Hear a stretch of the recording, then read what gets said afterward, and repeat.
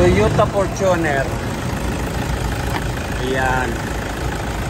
Pag mga ganito po, dapat ang karga nito 35, 45. Eh ngayon po 8 na lang. 110. May singaw po to, sir. Tingnan nyo po. 8 na lang. 8 PSI na lang. Ang pinakakarga niyan, maximum niyan 35, 45. Tapos nasa 180. Kaya 200.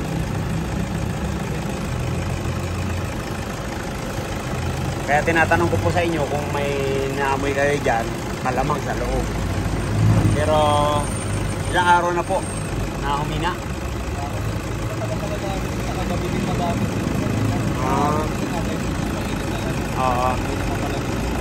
Hangin na lang po yan, wala nang priyo.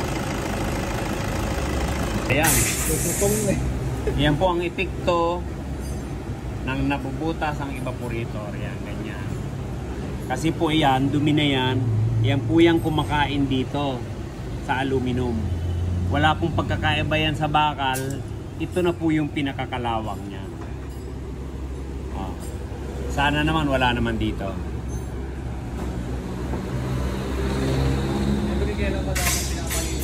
1 year po. 1 taon. Aha. Ayan, linisin muna natin sa electric.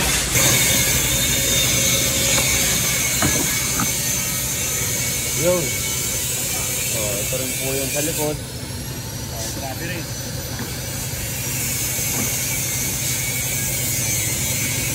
Sir, parang wala nang bakante.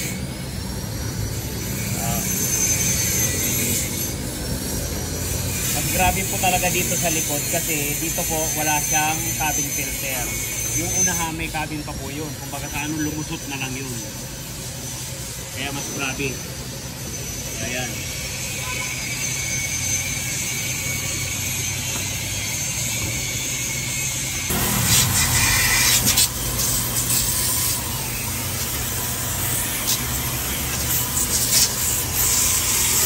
Napakalaking bagay po pag nalilinis yung aircon natin. Kung sa tao, libag po yan.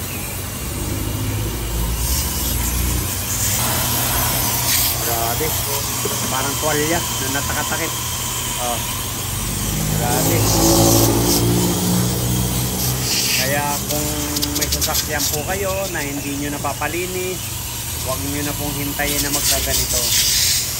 Ito po walang lamig to, kaya hahanapan din po namin ng singaw to. Hindi pa natin alam kung saan banda. Sana mga uring-uring lang, huwag sa evaporator na kinain na ng dumi. Nagkaulo na.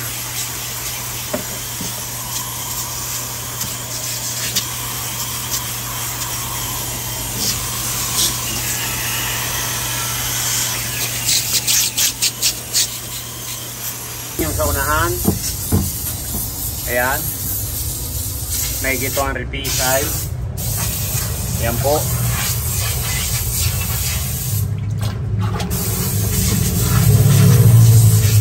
Ayan, wala pong bula.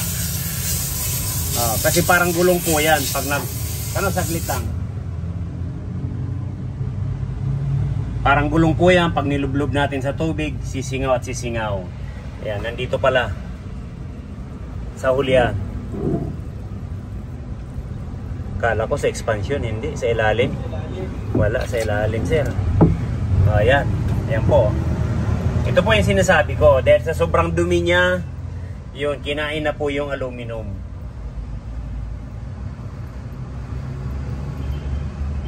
Pag mga ganito po, huwag natin iisipin na malamig pa. Hindi tayo magpapa-maintenance. Hindi tayo magpapalinis ng aircon.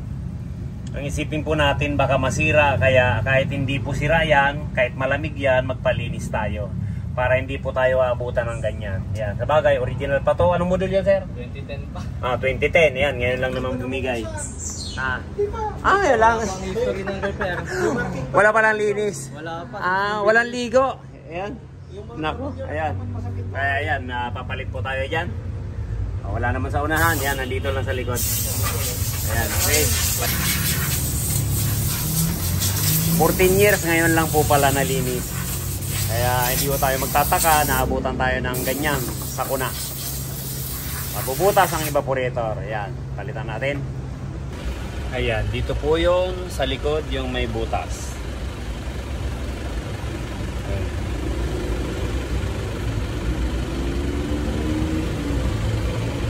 Ayan po, ito na po yung pinalit natin. Ayan, niligtis natin. Ayun, 200 PSI. Ayan po, ayan, wala nang bula. Ibig sabihin po yan, yan, walang singaw. Ayan na po yung pinalit natin. Ayan, okay. Hindi rin po tayo nagpalit ng expansion. Talagang kung alin po ang sira, yan lang. Yan lang po pinalitan natin. Okay, balik na natin yan. Yung isa, linis lang. Ayan, okay lang yan, medyo mancha-mancha. Kasi pag ginamitan pa po natin ng chemicals yan, ninipis pa po yan, baka hindi na tumagal. Kaya okay lang yan, ang importante, nalinis po yung dumi.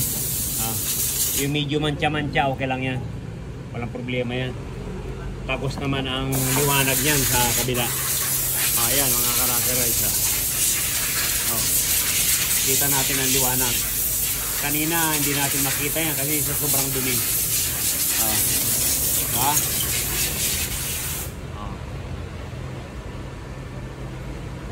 Okay. Balik na rin natin ito.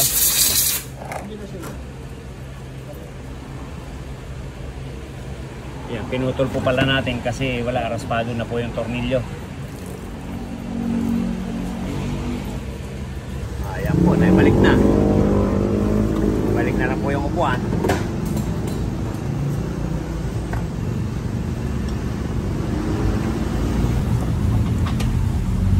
Balik po dito. Balik na rin yung evaporator sa unahan.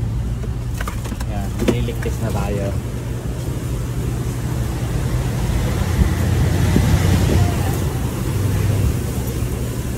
Ayan. Obserbahan na lang po natin pag mga ganyang may singaw kasi para sigurado tayong hindi nagagalaw yan. Ibig sabihin wala nang ibang butas kundi yun lang sa evaporator. Kaya under observation po ito. Kaya mga isang oras hindi na po gumalaw yan, vacuumin naman po natin. Ibig sabihin sa vacuum yan, tatanggalin po natin yung hangin sa loob para purong priyo naman ang iikot dyan.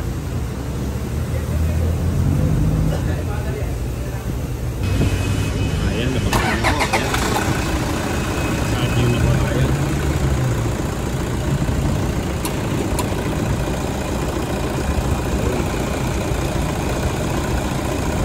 Ayan, unang pihit pa lang eh. 30 lang karna. Diba ka? Tamang-tamang kanina eh. 8 lang.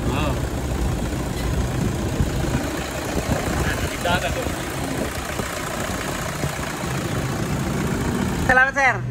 Thank you. Okay na naman ang Fortuner natin. Ayan. Maraming salamat. Ayan, thank you. Okay na. Winamano o na rin natapos.